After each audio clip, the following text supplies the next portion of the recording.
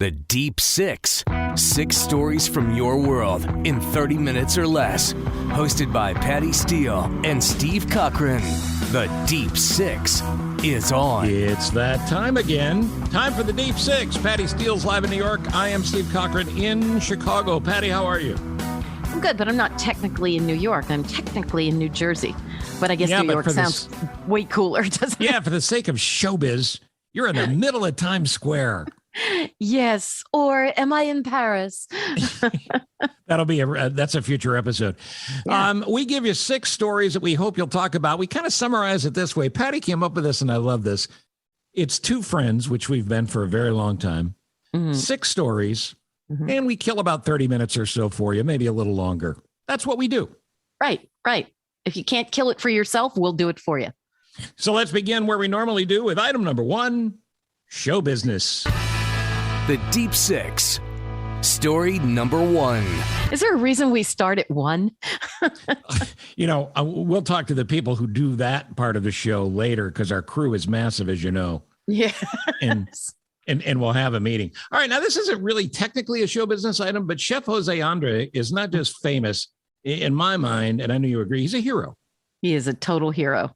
Whenever there is a need somewhere in the world, he is there with food. This is a guy who has restaurants in New York, Washington, various other places. And back in 2010, he started responding to natural disasters. He was key to helping the people of Haiti after one of their massive earthquakes. But he has been living in Ukraine and has been operating his World Central Kitchen remotely. And Patty, as you know, they suffered a missile strike in Kyiv just a couple of days back, right? Yeah, they certainly did. And it took out his kitchen. And the best part about him is he didn't pack up and say, oh, well, time to leave. He just rebuilds. And he has done this all over Ukraine. But the idea being that this very wealthy, very successful person would risk his life like this all the time, it just goes to who he is as a person. The kitchens are still open. They've served up 12 million meals since February 25th, when the Russians first invaded. Is that absolutely amazing when you think about that and what that takes to get all of that food there, get it cooked, get it distributed? Oof. It's really amazing. And you can help, and we hope you will. Just Google up World Central Kitchen. You can donate right there online. They need our help to keep this mission going. And it's expanding all over Ukraine and Europe as well for people that need it. And imagine a difference it makes when people have been under attack, probably haven't had a hot meal in days, could be starving for as far as we know. And these volunteers come in and do this for them. It's really miraculous. Yeah, because there's something in addition to just the physical need for food, there is something so comforting about someone taking you practically, literally in their arms and presenting you with a warm meal and sort of it's going to be okay for this moment. Yeah, because for that moment, that's what it is. It's a hug, right? It is. It is indeed. All right. So enough good news. Let's get to the show business bad news. Because here in the wild and wacky world of show business in the United States, we have celebrities we love and some we're not so fond of. I'm a big Jon Stewart fan. But I love Jon Stewart. I brought this up not to attack him, although I hate his new show. It's just not getting it done. Is that an attack? Yeah. Streaming services have had a lot of success with, movies, series, sports, but not so much talk shows. And so here comes Jon Stewart, who we all loved on The Daily Show. Funny, to the point, cogent, really understood both politics, but also fun. And he has this, after years sort of off the scene, it was funny because he left television and these kinds of shows just before Trump was elected. And I always wondered how he would have handled all of those years, but he wasn't on. So he starts this new show on Apple TV Plus called The Problem with Jon Stewart. Now, here's the problem. There really is a problem with Jon Stewart. He debuted the show in September of 2021. And the very first episode, there were about 180,000 homes that watched that first episode in the first 7 days. Now, by the 5th episode, which didn't air until early March, so that's part of the problem. He only does one show per month. only 40,000 people tuned in for that one, down 78% from the season premiere. You can compare that to Last Week Tonight with John Oliver, who was seen in 844,000 homes in March. And the thing is they both have about an equally very expensive production. The Jon Stewart show looks great. I love the name. They do a very cool title graphics thing where they literally show you all the names they played with before they got to the problem with Jon Stewart. Mm-hmm. It's a great concept. But there's something weird going on. He doesn't look comfortable doing it. No, and he doesn't give you what you expect from him. And I hate to be that way. Yeah. It's kind of like if you always played Superman and you go on and you're not Superman, people go, oh, God, he's not Superman. I wanted him to be Superman. He's not funny. It's not a funny show. I mean, I guess there are little snarky moments. I have to be honest and say, much like pretty much everybody else in America, it's amazing. I watched one episode. But I really like him, but nobody. And he's a good guy too. We should say that he's a genuinely good guy. Yeah. I mean, he's one of my near and dear to me. He has he takes care of animals, rescue. He has a huge farm where he has rescue animals, and he is a really good guy, but I don't think I know what the task at hand is for him. And I'm not sure he does either. And that's the problem. It's a show that needs a lot of fixing. And I thought they were going to go to a weekly format. Mm-hmm. And I don't know if they ever did do that. Now I've seen 4 or 5 of them. And you've seen all of them then, because the one that came out in March, and I don't know anything about April, but I do know that there was one that came out in March, and that's the one where they only had 40,000 viewers of that. Was that the Andrew Sullivan one? Because last time on the Deep couldn't Six, answer it because didn't watch it. Well, but there was one and we talked about this on the Deep Six. You pay a woman to come to your home. Oh, yeah. And you have a dinner, and she'll tell you that you're a racist. And Andrew Sullivan, who writes for, is it New York Magazine, I think? He was the guest. He's a conservative. But his point was all white people aren't racist because they're white people. And Jon Stewart jumped him pretty unfairly, I thought, and didn't hear him out. So, yeah, a show like Jon Stewart's shouldn't be about labeling people when the far right is accused of doing that all the time. What do I always say, Patty? The far right and the far left aren't the solution. They're the problem. They are absolutely the problem, because there's no sense of, let's hear each other out and let's see what is acceptable on one level and then acceptable for me on the other. What do you think? Do you think he could be canceled? Because I know it's a very expensive production. He's a really valuable commodity to have. I could see HBO sitting down with him, or him sitting down with HBO and go, well, it's actually, he's on Apple TV Plus. Yeah, which is really important, because if HBO sits down with him, Apple should know. Right. So yes, Apple's sitting down with him and saying, this isn't working. How can we fix it? Because we want to be in business with you. And they do something else. Because he changed the way news is presented in this country to young people in particular. And he could still be that voice if he chooses to be in some way. Yeah, The Daily Show was noted for being the number one source for that demographic for news. Right. And it was wonderful, but for whatever reason, he didn't bring the magic with him so far. By the way, speaking of HBO Plus, because you keep bringing it up, is Conan's show ever going to come on? Remember Conan when he left TBS? He was going to do an HBO show. He was going to do an HBO show. That's right. Wow. Maybe he's just kind of sitting back, waiting to see where everything falls. Maybe. I don't know. I mean, I like Conan. Conan's podcast, I would never recommend another podcast because you don't really need another one other than this. No, exactly. And except for the others that Patty and I do. But Conan's podcast is very entertaining. But yeah, he was supposed to do a show for HBO. Mm-hmm. And the next time we talk about any of this, I'll try to remember what we're talking about. Let's move on. What do you have in the entertainment category we haven't discussed yet? Oh, we have to talk about Piers Morgan, because if we were just saying, is John going to get canceled? Speaking of getting canceled, remember Piers Morgan left his very popular ITV show in Britain over comments he made about Meghan Markle. And he recently said that was a whole farce. And has just started a new TV show over in Britain. And he said this show is going to be about uncanceling the canceled. He said that it is absolutely ridiculous that people are not allowed to express themselves without being, driven off of everything from television to radio to social media.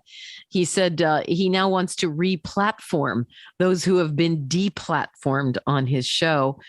He said, I'm delighted that as a result of the farce I went through, we've ended up with a whole network, which is now dedicated to preventing that kind of farce from recurring. He said, you shouldn't be ashamed or vilified or canceled for having an opinion unless you are genuinely spewing hateful, bigoted stuff. And in that case, you should. Okay, so he's not talking about Kevin Spacey, who is accused of crimes, or Harvey Weinstein. No. He's just talking about people who want to express themselves, like him going on and saying he didn't believe a lot of what Meghan Markle said when she was interviewed by Oprah. And funny enough, in the aftermath, long after he left his ITV show for saying that, turns out there were some things that she said and that Prince Harry said that were questionable.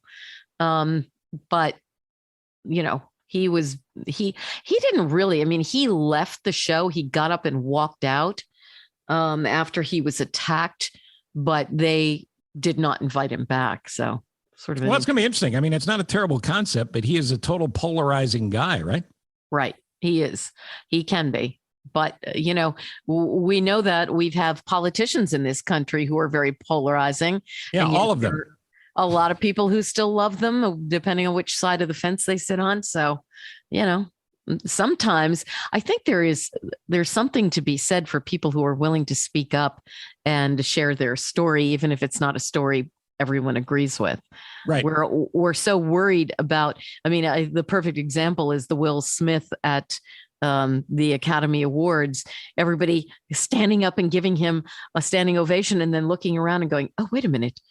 That was morally reprehensible. We shouldn't be giving him a standing ovation. Now we're going to attack him the next day. It's like, wait, look inside yourself. If you have moral outrage, express it. If you don't, okay, people will still come after you for not expressing it. Yeah, I may get canceled for this reference, but I think a fair tie is The Man in the Mirror, which is a Michael Jackson hit from a long time ago. Yep. But if you listen to the words of The Man in the Mirror, that's where it all starts. Look at yourself in the mirror. Right. Stand Nobody wants to do that. Stand in the hula hoop, look around. Everything you see from your hula hoop, that's where you start. Fix that first, and the world's going to be a better place. Absolutely. Absolutely. And we none of us do that, and myself included. I try to step back when I make a decision and I do something and I begin to question it. I really try to kind of tease it apart in my mind and say, well, okay, I don't want to be attacked for this, but what could I have done to make this work out a little bit better? And it helps, because everything from relationships to business issues to just expressing yourself, I totally agree.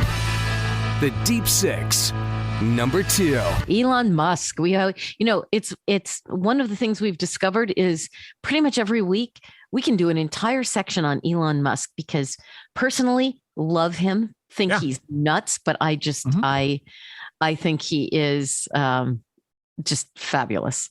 He says, though, and I may want to take this back. So this may be the out of touch part of Elon, who is worth how much money now? He is worth $278 billion. And that, by the way, is $90 billion more than number 2 on the list, Jeff Bezos. No kidding. Okay. So what did he say? So he was talking about getting everybody to fly to Mars because, he's big. What's really funny is he has said he wants to encourage people to explore the universe and certainly our solar system. He said, no, I probably won't go, because he said, I got too many responsibilities here. But anybody who wants to go, you should be aware that you may not come back. That's kind of the way it goes. So, but he was talking about, he said, pretty much almost anybody can afford $100,000.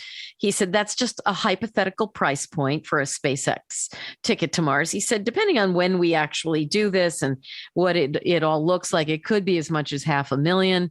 But he said pretty much anybody can afford that. I don't know about you. I can't afford $100 when I go to pick up like a couple of steaks at the store. I got to put them back because. Yeah. And just if Elon's listening and we know he's a big Deep Six fan, no, everybody can't afford $100,000. Right. It's an insane statement to make. Now, but here's my question. If you kind of thought, okay, there's a chance I'm not coming back. Maybe you make the decision to go there because you don't really have anything you want to come back to. Mm-hmm. So you sell everything you have. You sell your Tesla or your, Toyota, and you start saving up your money because that's all you want to do is be an explorer in space. I guess maybe you take out a loan because who's going to come after you? You make an interesting point. Your Visa and MasterCard bills won't be as big a concern, nor will your credit rating. Right. But the everybody's who goes may not be coming back thing, there'll be a few Neil Armstrongs in the bunch, right? There'll be a few other explorers who have that. Yeah, maybe so. Or maybe that'll all be by remote control or something. But what if, just go with me on this. Huh? What if the majority of passengers are people who have sold everything and are really unhappy with their lives and just want to get away? And that's going to be the most miserable planet ever. Oh my God. And want to bitch about it too. Like you get up there and bitch about it all the way to Mars. Yeah. And then you get there and it's not like you can go, you know what, I'm going to go for a walk in the mountains or I'm going to go to a city on the other side. No, you're in a bubble up there and you're probably not eating very good food. No. Maybe somebody can plant some potatoes like they did in that. What was that Mark Wahlberg movie, or Donnie Wahlberg or one of those guys that planted Matt Damon. Matt Damon was in charge of the garden and he was all by himself. Yeah. And he was planting potatoes and that kind of thing. I think that could be not a pleasant experience. I didn't think about that if you went there with a bunch of jerks. If you survive the trip to Mars, once you land, you can't get away. The food's no good. Look, I like Earth. I'd prefer not to leave here. So you'd have to go a long way to convince me that it's time to leave. What if the water system doesn't work right?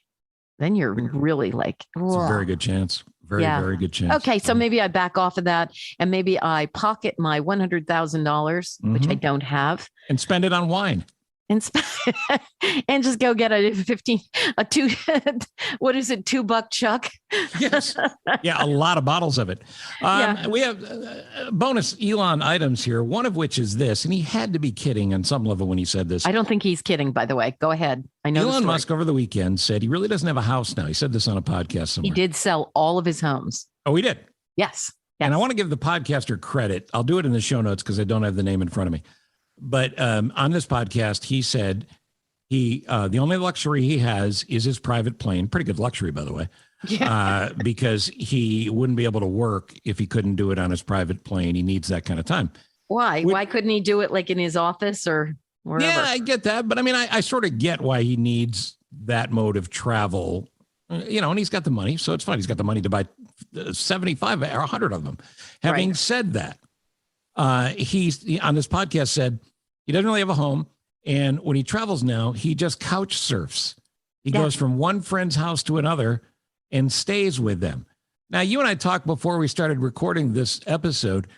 Elon Musk could go to the finest hotel in the world, have the finest suite at the hotel. Buy it. Yes. Every day. Or buy the hotel. Right. He says, if I travel to the Bay Area, which is where most of Tesla's engineering is, I basically rotate through friends' spare bedrooms. I just think it'd be really annoying if the richest man in the world is eating all of your Funyuns and Bugles, out of your refrigerator. You love those Funyuns, don't you? I just love the word Funyuns. Yeah. Which, by the way, they have to be the most unhealthy food you could still purchase legally. So anyway, that's out there about Elon. But you got one more. Why is he mad at Netflix?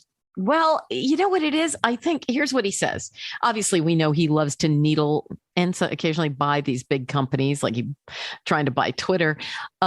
He was going after Netflix. He says he has a different explanation for why folks are streaming away from Netflix, which, by the way, they are in droves. We talked about this. They've lost hundreds of thousands, expect to lose millions of subscribers. He tweeted that Netflix is unwatchable. It's become infected by the woke mind virus. And a follower tweeted back saying, woke mind virus is the biggest threat to civilization. He said, yes, it is. So now fans are telling him to make a bid to take over Netflix. Their stock is down 40% this year. He's worth, as I just told you, $278 billion. So maybe it's doable. Who knows?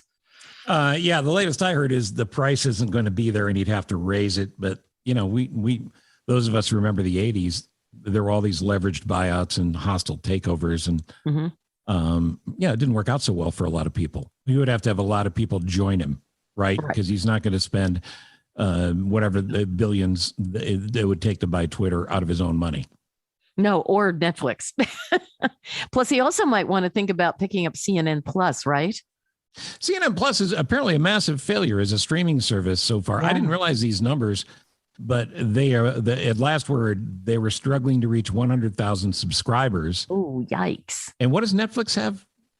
300 bazillion? Well, they had 222,000 or 222 million as of Christmas time, and now have they lost about 200,000, first time they've ever lost listeners or viewers, and then they expect though by the end of June to have lost another 2 million. So I guess what we're saying by way of advice is Elon Musk could give up his idea to buy Twitter and he could buy Netflix for $4. CNN Plus for $4. CNN Plus right now he could buy for about $4. Right. And then he could make sure that it didn't get infected by the woke mind virus, right? Which is apparently something there are no shots for. Woke mind virus, I believe, is a band that we were in. I think that was one of our bands. The Deep Six. Let's move on to item number 3. And since we're talking about money, everybody's struggling to pay for gas, to fill your car up. Grocery prices are through the roof. You have a story about people cutting back? We have this screaming high inflation, right, going on. Mm-hmm. Some folks are cutting back on driving because we all know how expensive gasoline is. Some folks are cutting back on eating out. I personally, once again, I go to the store, I pick up a steak and I think, steak, college tuition. I guess I better pay the college tuition. Yeah. What are you cutting back on? Anything? Well, my concern is when the loan officer is sitting up front and wants to talk about how you might pay when you're done, because it's that expensive. But I am willing to cut back. I've looked at a lot of things that I'm willing to cut back on, and I think you'll salute me for this. I'm willing to cut back on yams and celery. I'm willing to cut back on beets, and I know they're really healthy for you. But you don't have to eat them. I never, ever developed a taste for beets. So no beets here. I'm trying to think of what else I'm cutting back on. I have been cutting back all during the pandemic. I actually cut back. Same here. We don't eat out as much. Yeah. And for me, it was also just, I'm one of these people, like I love, I'm addicted to Costco. Mm-hmm. So I go to Costco and I walk through the aisles and I go, oh my God, what is that? I have to have it. And I bring it home with me. So it's not like I go in with a list and say, okay, I'm going to get the toilet paper and I'm going to get some chicken and I'm going to get eggs and milk and I'm going to leave. I walk through the aisles looking for things that I've never seen before that I have to have. And haven't been doing as much of that. I never go to the mall. I never, so I've just naturally stopped spending as much on that kind of thing. And a lot of people can identify with that. And a lot of people, despite what Elon Musk believes, a lot of people are cutting back on all these subscription services for streaming services because, it's funny because we all used to bitch about the price of cable television. And they were like, why do I have to pay for cable television when I love, Netflix, and for, X number of dollars a month, I can get Netflix and all my stuff is on there. Well, now you got all these services and you keep adding one here for $5.99 a month, another here for $14.99 a month, another here. And before you know it, you're paying way more than what, all of the, well, you're competing with your cable bill at least. Yeah. And so a lot of people, and it isn't just Netflix and their wokeness, a lot of people are just cutting back on all these subscriptions. And it must really piss these people off because it's forcing them to continuously produce great new shows.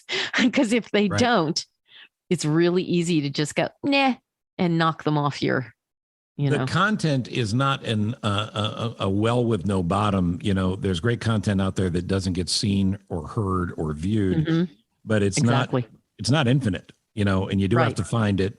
And it is going to be interesting to see how Netflix survives all that. Right. Right. But when it goes to cutting back, you mentioned Costco. I like Target. I know you're a Target person as well. Yeah. Yeah. There was an interesting story that I think, we always like to have a lesson, right? In the Deep Six. This is really all about my God. teaching. Yes. Is this it's the about lesson? Teaching. Yeah, it's teaching. Okay. Yeah, we like you to go away going, oh, I learned so much. But it and I'll never listen again. Right. I'll stop immediately. But the people at Target that work there and some that don't were asked the question, what's the most annoying customer behavior? And I thought maybe rude people at a checkout, people still writing checks in 2022, annoying or counting behavior. out their pennies for the exact change. Right. What do you mean this coupon that expired in 2000 isn't good anymore? That type of thing.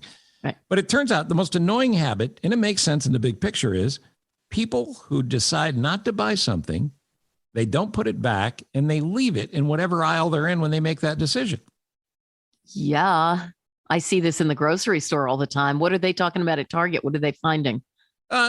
Pictures include a couple of frozen pizzas leaned up on the makeup counter, thawing out, that kind of thing. Yeah, no, I think, and it's funny because especially a store like Target or a store like Costco, you have so many different items. I mean, you can buy diamond earrings, you can buy a big giant slab of beef that'll feed you for a month, and you can buy cashmere sweaters. And so somebody takes a cashmere sweater and they dump it in the fish, where the fish is. Ew, gross. Yeah, I mean, I have seen that. I was thrown the other day at Target when I found a bra and panties by the tires, back in automotive. Yeah. Exactly. Yeah. I mean, do I need motor oil or do I need face cream? It's just weird. It's weird. That's all. Yep. It's just plain weird.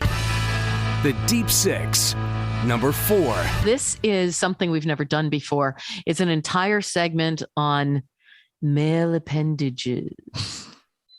I don't know how else to put it. Which we really need some sort of creepy music behind it. But, well, what do you have first? Like some porn, like stripper porn music or something. Or in the case of the male appendage, maybe wah, wah, wah. Well, first of all, this is kind of interesting. This guy, Michael Sweet, is a professor in molecular ecology, not biology, at the University of Derby over in the UK. And he says that the Loch Ness Monster and other supposed sea monsters, he believes, were actually whale penises. He said that travelers and explorers used to draw what they saw. He said their drawings of tentacled and alien-esque creatures could simply have been whales' junk during mating season, poking out of the water.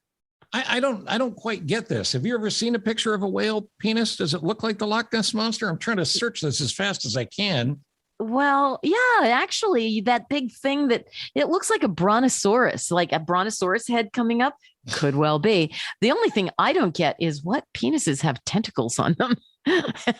I'll tell you what, it's going to end your evening early if they do. Right. It's like, I'm not interested in tentacles, but that's what he's saying. He says, and he on his tweet, he put a bunch of pictures of whale penises. And he said, I believe this is where many sea monster stories come from. You know what? I'm looking at pictures now. I just Googled this, and I encourage you, because I know this is audio, you're listening to the podcast. Google whale penises later. Just try to do it on your own time and not at work or in front of people who will judge you. Well, honestly, you can't tell me to do it on my own time because I just did it. Holy. It does look like, what we think the Loch Ness Monster photos were. Oh, my God. This guy may be onto something.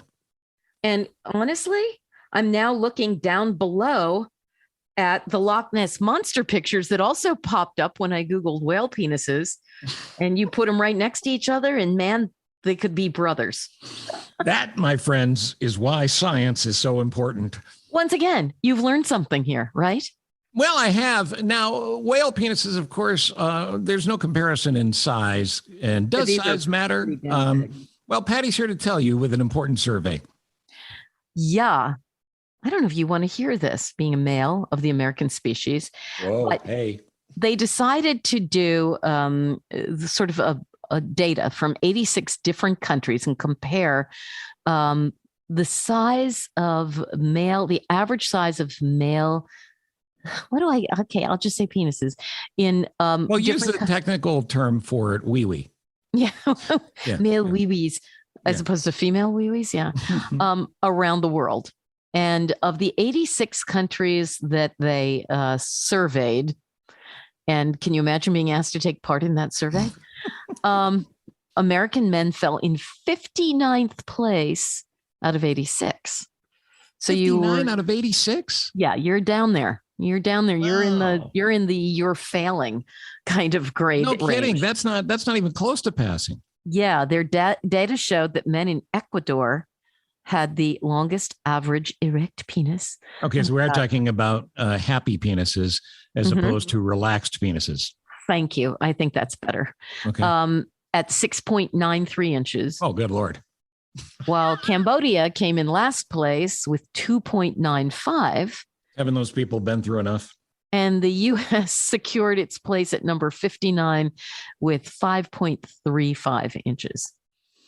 Well, I don't know if this deserves discussion, but I can tell you right now, there's people listening who are comparing and contrasting, or they will be later with their partners.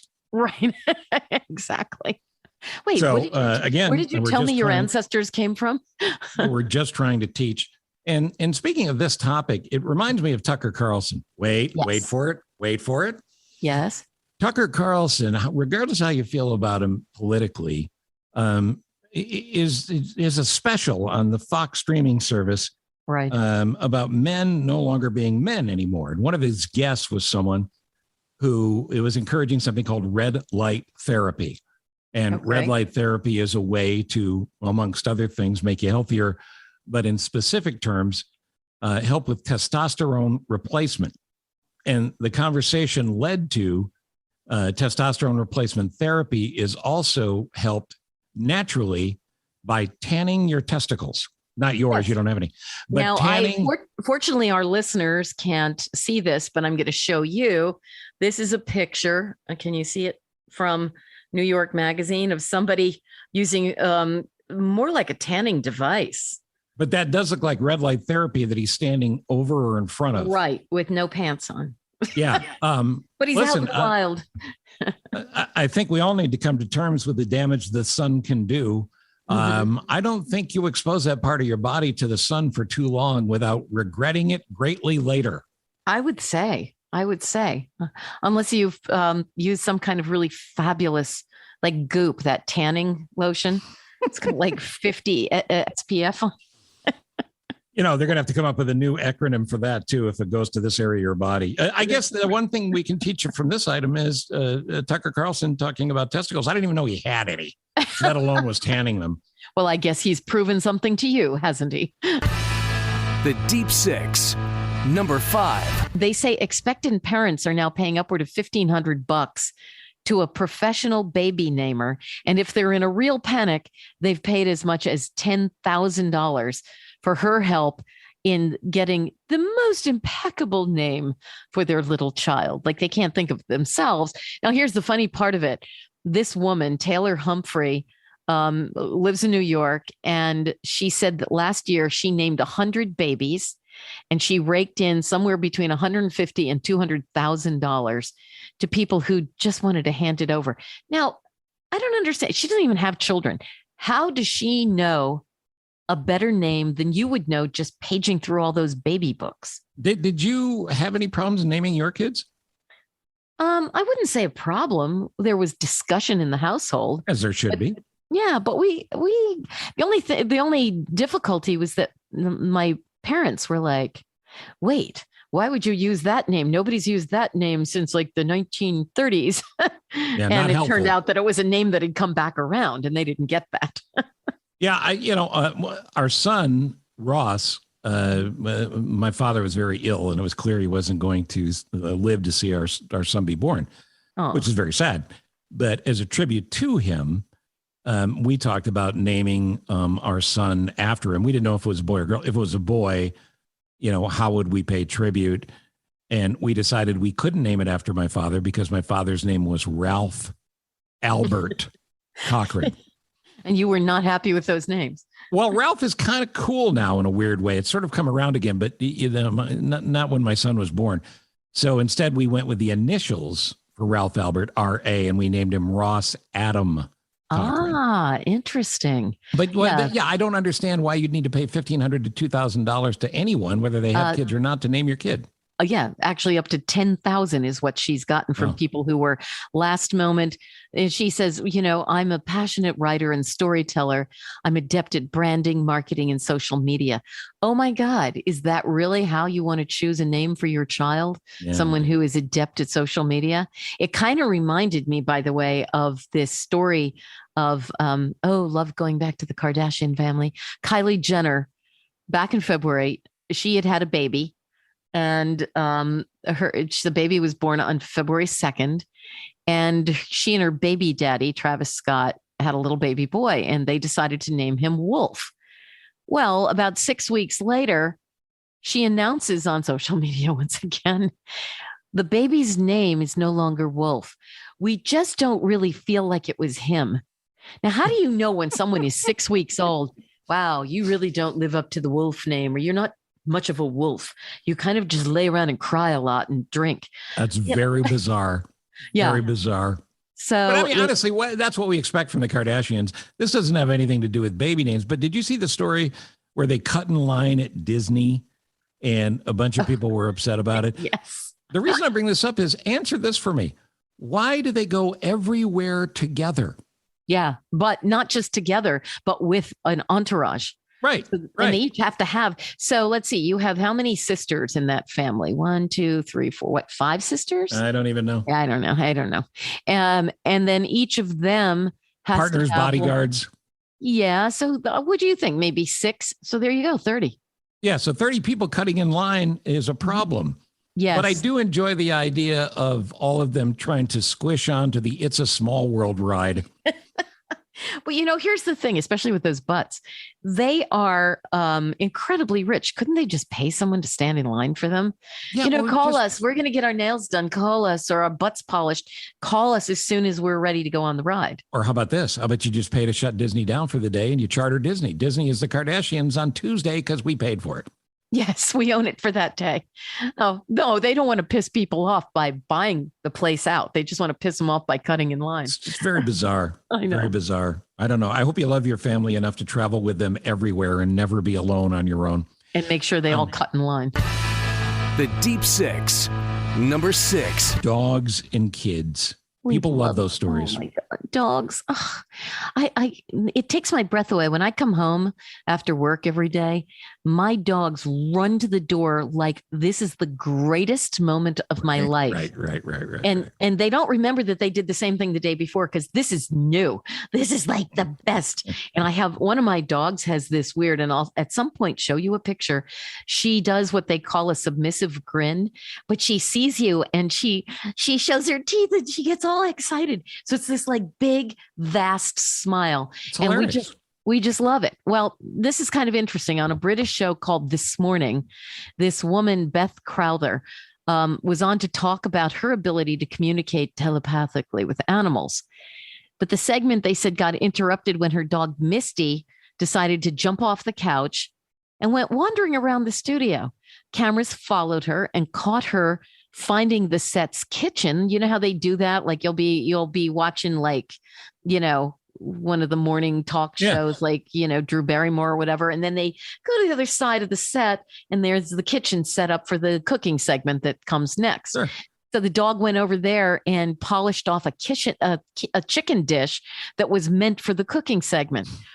So they asked her what she thought Misty was thinking after the stagehands took the plate away and then tried to herd her back to because she's psychic, so she would know what the dog was thinking. She would know what the dog was thinking. And she said, let me tell you something.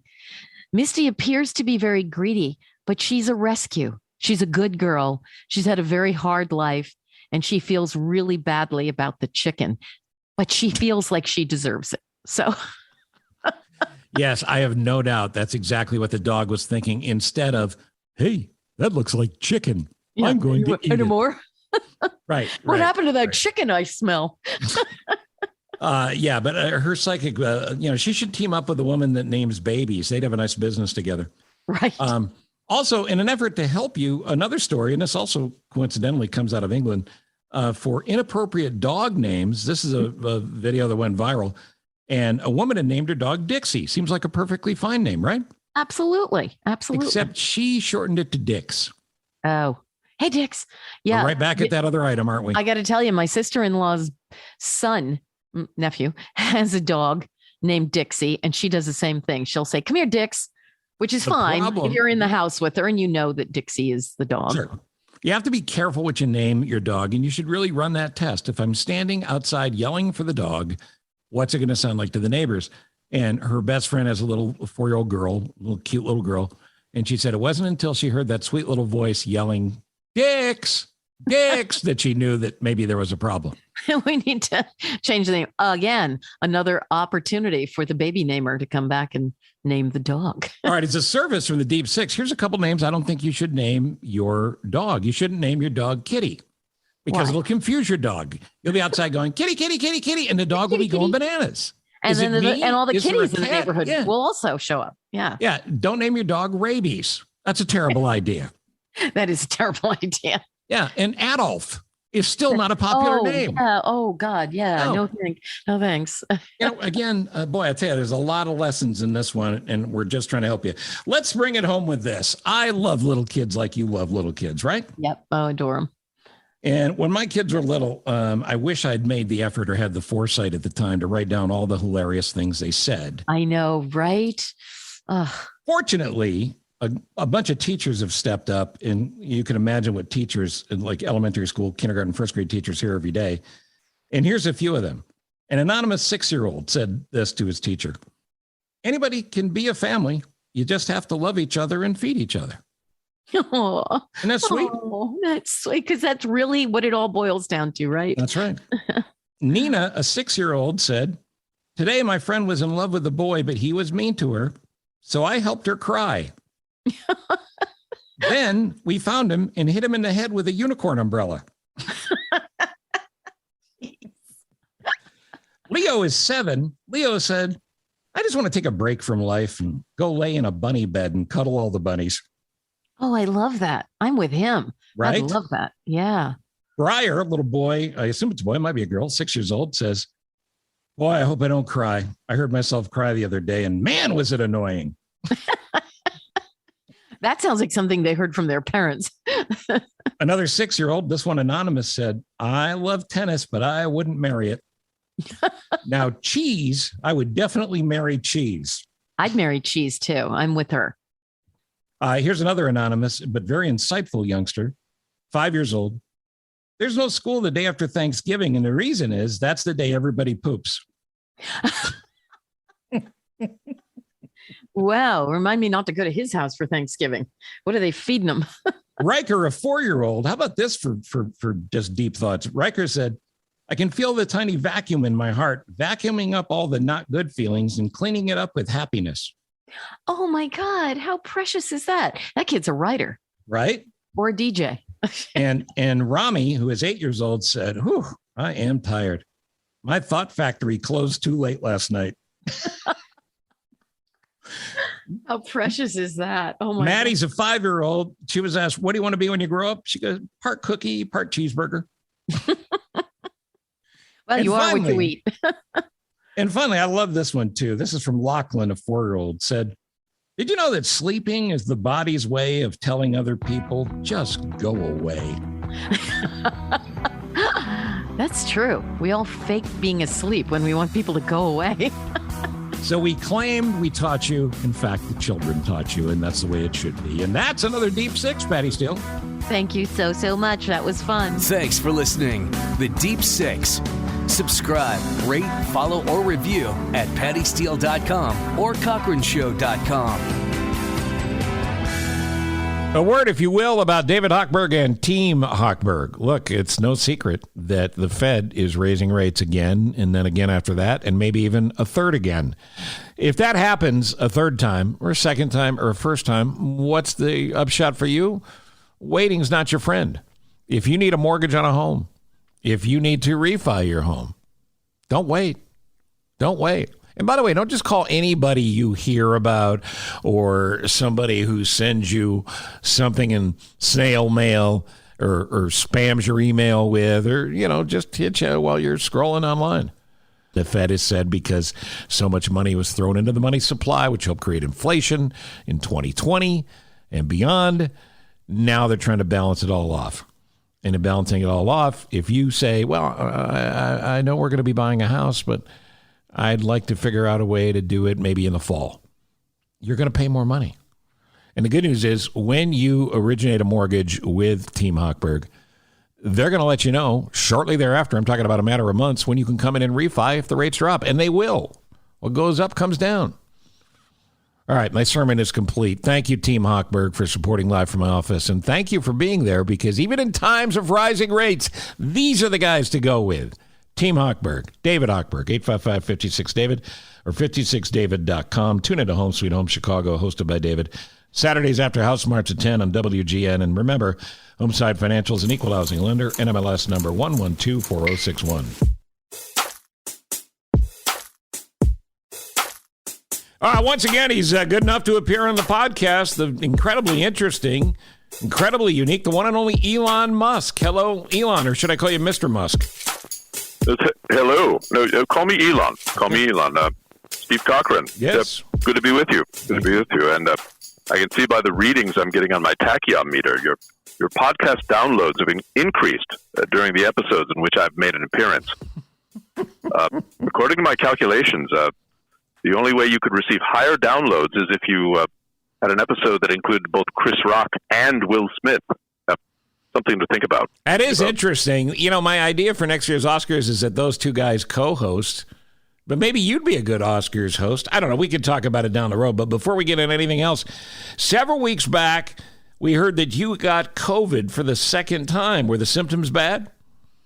Oh, not bad at all. Not bad at all. And in fact, I've had virtually no symptoms whatsoever both times, other than a brief bout of congestion. But I was able to successfully treat that very quickly by flushing my sinuses with several gallons of nutrient-infused bong water. Yeah. It did the trick. Yeah, sounds like something Joe Rogan may have sold to you. Did you manage to find ways to be productive while you were quarantined even this time? Yes, and I've also I found some quality time to get centered. My isolation and quarantine time is incredibly relaxing, and I highly recommend getting COVID for anyone living with a screaming newborn and a crazy ex-girlfriend with postpartum depression. Perfect solution. All right. Well, we'll definitely make a note of that. Look, Elon Musk is on the line with me now, and you've been busy over the past month. You have bought a majority stake in Twitter, and you're trying to buy the whole company for $43 billion. Update us. Yeah, very exciting news in the Twitterverse. I proposed deal to buy Twitter and bring free speech around the globe. Free speech, $43 billion. That's pocket change, really. It's not even for you. Pocket change. It's a lot of money. But the new Twitter CEO. I'm not talking about Jack Twitter. He got out. But the new guy. Yes. New guy talked to me last week. He said, Elon, what can we do? Would you like a board seat? I said, no. Give me all the seats. I'll take them all. Yay to Elon. Money is fun, isn't it? Isn't it, Cochran? But what should I buy next? All right, look, let me switch topics. You're a new dad again. Yes. Kylie Jenner and her new baby boy with Travis Scott. They originally called him Wolf, and now they scrapped that name. Baby's a month old. They said, no, he doesn't seem like a wolf. We'll change the name, and the baby's nameless now. Now, you made a lot of news with the wacky names for your children. What do you want to say about that? Well, I mean, you have to be honest. That's a very bizarre baby name, Wolf, but you don't have to answer that if you don't. They need help in the baby naming department. I have to say that. I can be of assistance. Let's see. Off the top of my head, why doesn't Kylie and Travis go with XYZ # Control-Alt-Delete airplane mode Jonathan? It's a strong name. Yes, and no therapy there. You know, people don't really know this, I don't think. You have 7 kids. Do they all have the wacky names? 8 kids. Oh, 8 kids now. Do they all have unique names? Yes, we spoke of my latest, baby girl, Dark Sidereal, which I allowed you to call Baby Y because of your small brain. There's also Griffin, Xavier, Nevada, Sleepy, Dopey, Doc, and X. Well, listen, you are busy. It's quite a brood. Quite a brood. It's interesting that Elon Musk could have a child named Dopey, but look, we'll get into that at another time as well. You're so busy. Do you have time to be a committed father? Oh, of course. I'm teaching them the typical things, physics, do a lot of homeschooling, physics, mapping genomes, leveraged buyouts, and building entire livable cities made of Legos. Got you. So learning a lot. You sound like a fun dad. All right, let's move on. You recently claimed you really don't own a home, and you just go from one friend's house to another when you're on the road. You're couch surfing. Yet you could literally not only have the best hotel suite in any town you're in, you could buy the hotel. So do you really couch surf? Do you live like that? Okay, that's just a little short-sighted. You're kind of you're conflating things together is what you're doing, and so it's a gotcha question. I think I'm not sure, but I don't think so. Small brain thinking, really. Your way. Let me say it this way: your way is to order room service and wait. My way is to have 24-hour access to the gummy bears, cake frosting, and nacho cheese bugles. I like to put them on my fingers and tell them about my day. A little conversation. Sure. But Cochran, it makes so much more sense to couch surf because, look, at the costs of the home prices today, I'd spend at least half of my fortune on a 4-bedroom, 3-bathroom. Really. I mean, it's insane. You've seen the prices, right? You've seen. It's a seller's market. Mm-hmm. So I've resorted to couch surfing. I'm not apologizing for it. I'm like a 35-year-old feminist studies graduate, except, way more successful. See, they don't have jobs. That's why that's funny. I'm getting that, yeah. But I have a routine. Every day. I sleep on a couch, someone's couch. I shower at the gym, and then it's off to Costco for free samples on Fridays. But I borrow the Costco card from the person whose couch I'm sleeping on. It is a very unique look at the world, but then again, that's what you do. Now, any new exciting ideas? Any new cool things you're working on? As a matter of fact, you caught me at a time where I'm doing something for the Generation X and Millennial types. You ready? It's a mobile app that alerts you and asks for your permission before your parents are allowed to download anything onto their computer. Old people are like toddlers, you see. It's incredible. So it's a way. So it's a brilliant app. You know what? It's not a bad idea. All right, look, finally, Elon, I've always wanted to ask you this. Are there things that other people have invented that you wish you thought of first? I'd have to say just one. The squatty potty. I think I agree. That was truly a brilliant thing. Brilliant idea. Elon Musk, thanks for stopping by. We always appreciate your time here on Live from my office. Live long and prosper. 30 years plus on the airwaves. You have turned your dial to me.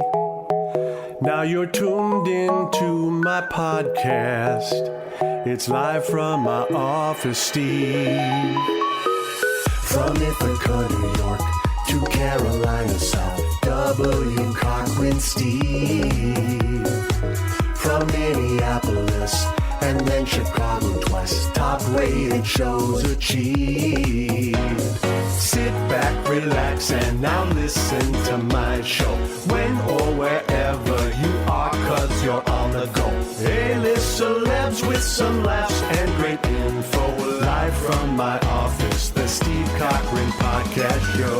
Yeah, yeah, yeah. No better place to be. Yeah, yeah, yeah, yeah. Subscribe and like for free. Yeah, yeah, yeah.